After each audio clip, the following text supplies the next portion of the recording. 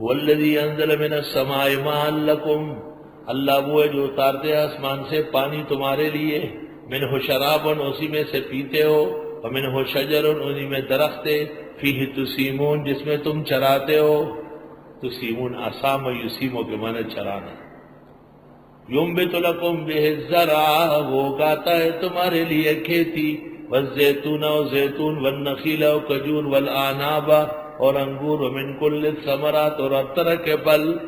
ان فی ذلک لآیۃ لقوم یتفکرون، بے شک اس میں نشانیاں ہیں ان لوگوں کے لیے جو سوچتے ہو۔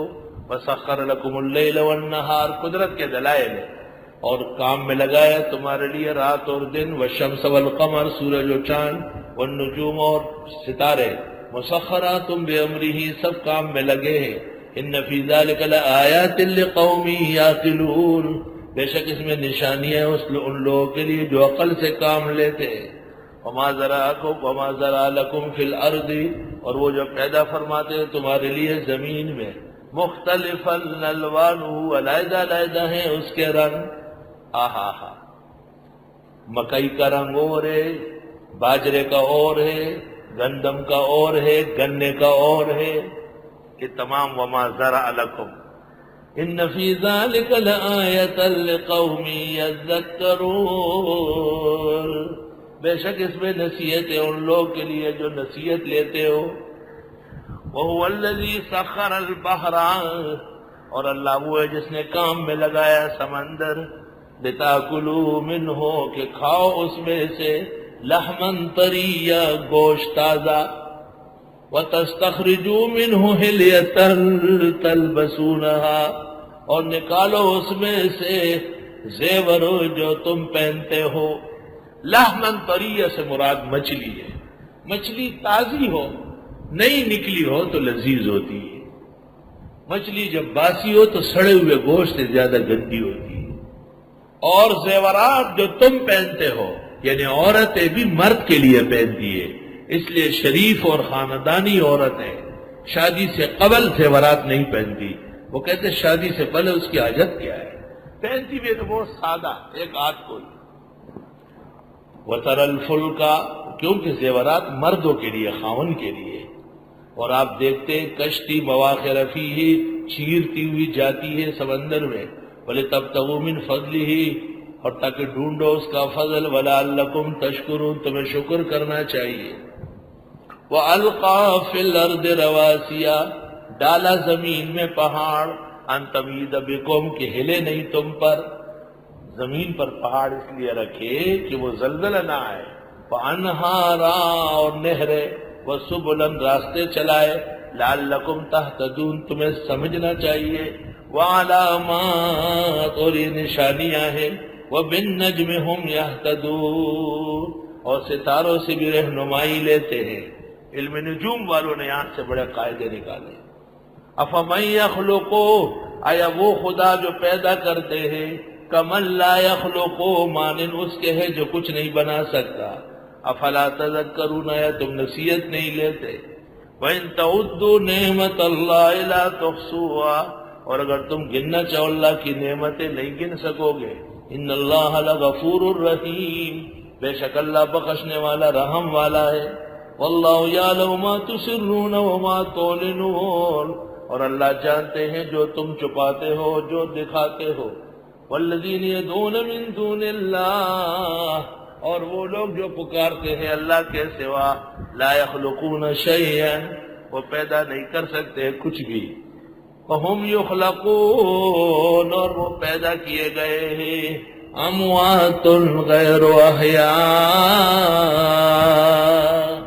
یہ مر چکے ہیں زندے نہیں، قبروں والے اموات غیر احیاء۔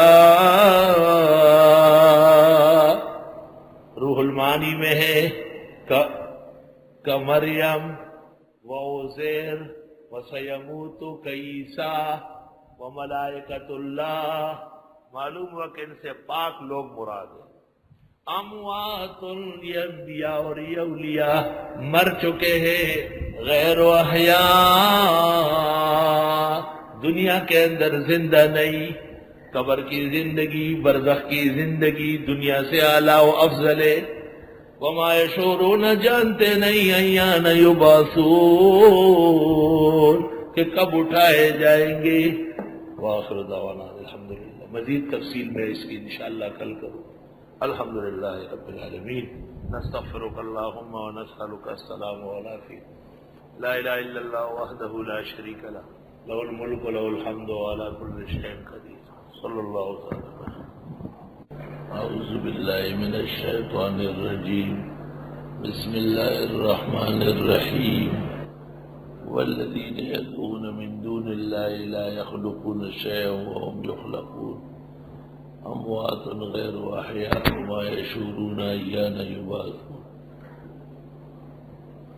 چونکہ سورۃ نحل بنیادی طور پر شرک اعتقادی اور شرک فعلی کے رد میں ہے، بیشتر مضامین میں ردود ہیں شرک کے دونوں قسموں پر، اور شرک اعتقادی کی بنیاد ہے اللہ تعالیٰ کے نیک بندوں کو مرنے کے بعد پوجنا یا انہیں بلانا۔ یہ شیطان نے رائے راست سے ہٹانے کی ایک کوشش کی ہے اور ایک خطرناک حرب بڑھ رہا ہے۔ چنانچہ فرمایا وہ لوگ جنہیں یہ پکارتے اللہ کے سوا، لا یخلقون شیئا، وہ تو کچھ نہیں بنا سکتے، وہم یخلقون، اور وہ پیدا کیے گئے ہیں، اموات غیر احیاء، یہ مردے ہیں زندے نہیں ہیں، وما یشعرون ایان یبعثون، ان کو یہ شعور بھی نہیں کہ کب اٹھائے جائیں گے۔ تین تفسیریں تینوں ایک مسئلے کی تائید میں ہیں۔ پہلی بات یہ ہے کہ ابن عباس سے منقول ہے تمام معتبرات میں کہ اموات دو قسم کے ہیں،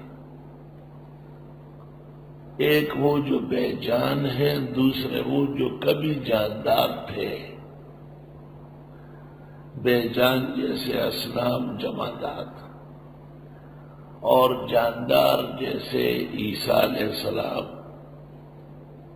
اور فرشتگان خداوندی، جو عنقریب مریں گے، مرے نہیں، اور کچھ وہ جو مر چکے ہیں،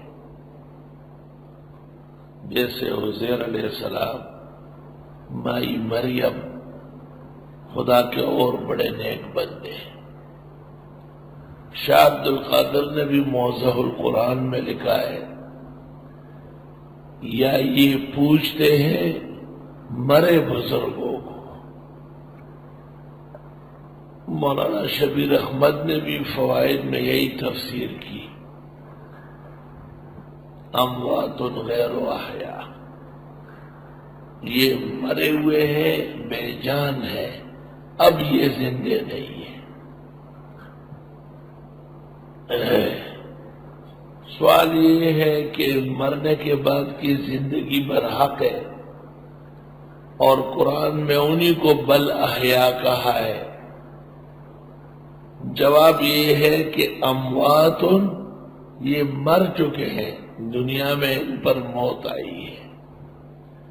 یہ مسلم ہے کہ تمام لوگ، انبیاء اور مرسلین، اولیاء و متقین سب مر چکے ہیں، سوائے ایک پیغمبر کے جسے اللہ نے اپنی خاص قدرت کے اس بات کے لیے زندہ رکھا ہے، وہ عیسیٰ علیہ السلام ہے آسمانوں میں۔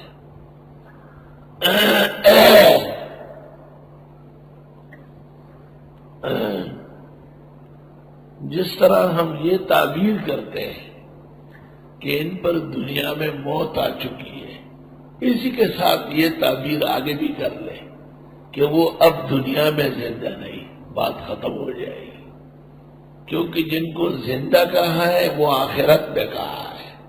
بل احیاء ولکن لا تشعرون بل احیاء عند ربهم یرزقون۔